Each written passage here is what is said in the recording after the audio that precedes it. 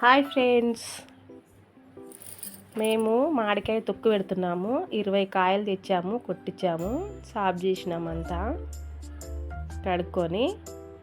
ఇది ఆవపిండి ఒక డబ్బా తీసుకుంటున్నాను. దీంతో అంటే 20 కాయలకి ఒక డబ్బా అంటే ½ కేజీ డబ్బా. ఇది కారం పొడి కూడా ఒక డబ్బా తీసుకున్నాము. పట్టించిన కారం, ఇది ప్యాకెట్ కారం కాదు. పసుపు కూడా పట్టించిందే, ఆ డబ్బా తీసుకున్నాను, సగం డబ్బా. ఉప్పు ఒక డబ్బా, అన్నీ ఒక్కొక్క డబ్బా తీసుకున్నాము. మెంతు పొడి, ఇది మెంతులు వేసుకున్నాను. బాగా మిక్స్ చేసుకోవాలి, పొడిలన్నీ కలిసేటట్టు బాగా మిక్స్ చేసుకోవాలి దాన్ని. ఎందుకంటే విడివిడిగా ఉంటుంది కాబట్టి పొడిలన్నీ కలిసేటట్టు బాగా కలుపుకుంటే బాగుంటుంది. కొట్టించిన ఇవన్నీ అన్నీ వేసేసేయాలి అందులో. 20 కాయలకి ఒక్కొక్క డబ్బా వేసినాను, సరిపోతుంది అనుకుంటున్నాను. అన్నీ బాగా కలుపుకోవాలి, కాయలకి అంతా పట్టియాలి బాగా కలిపితే.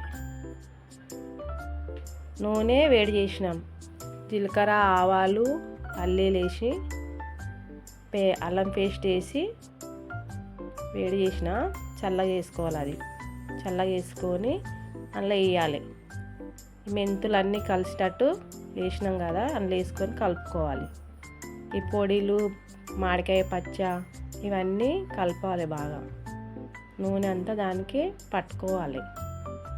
నూనె అంతా పట్టుకుంటేనే టేస్ట్ వస్తుంది.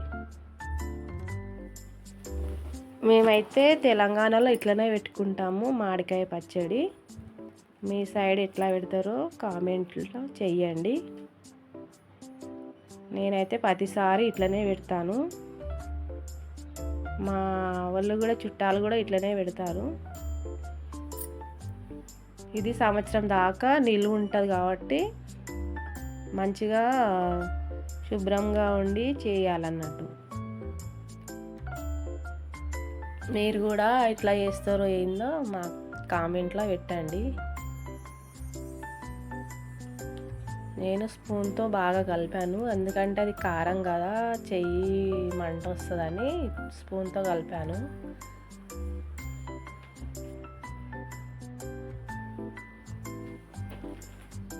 మనం పప్పు చేసినప్పుడు కూడా మామిడికాయ పచ్చడి వేసుకొని కూడా తినొచ్చు. కూరగాయలు వేగినప్పుడు కూడా మామిడికాయ పచ్చడి వేసుకొని తినొచ్చు. కొత్త డబ్బా అయితే తీసుకున్నాను. డబ్బాకి 5 బొట్లు పెట్టి, మనం లక్ష్మీ అమ్మవారిని ఎట్లా పూజిస్తామో అట్లనే నీళ్ళు ఉంచుకోవాలి. జాడీలో అయితే పెట్టలే నేను, జాడీలో ఆల్రెడీ ఇంకో తొక్కుందని ఈ డబ్బాలో పెట్టేస్తున్నాను. ఇప్పుడు బాగా చేతితో మళ్ళీ మిక్స్ చేసి, కలవలేదని బాగా మిక్స్ చేసిన డబ్బాలో అయితే పెట్టుకుంటున్నాము. మనం చిన్న డబ్బాలో కొంచెం తీసుకోవాలి, ఎందుకంటే పెద్ద డబ్బా మళ్ళీ తీయడానికి ఉంటుందని చిన్న బాక్స్లో తీసుకొని పెట్టుకొని మళ్ళీ శుభ్రంగా ఉన్నప్పుడు మళ్ళీ తీసుకోవాలి.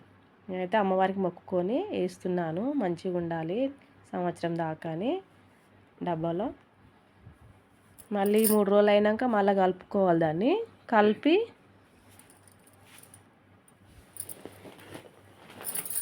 మా తెలంగాణలో అయితే ఇట్లా పెడతారు తొక్కు. మీ సైడ్ ఎట్లా పెడతారో కామెంట్ చేయండి.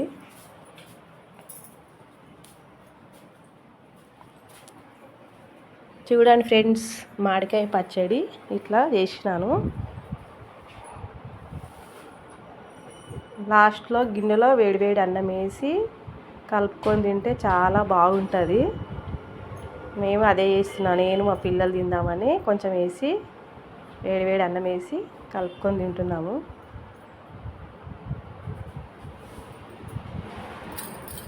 చూడండి, మా మామిడికాయ పచ్చడి చూశారు కదా నేను ఎలా పెట్టానో. మీరు కూడా ట్రై చేయండి. ఇప్పుడైతే మేము టేస్ట్ చూస్తున్నాము.